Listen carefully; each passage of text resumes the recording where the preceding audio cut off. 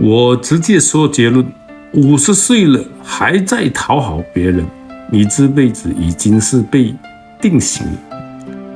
陈崇文老师有一句话，我特别认同：强子只做筛选，不做教育。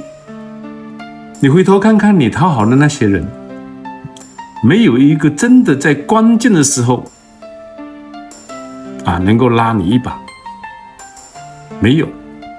他们只是在用你的时候说好话，降低他们自己的生活成本。50岁了，你再讨好只会被当作应该的。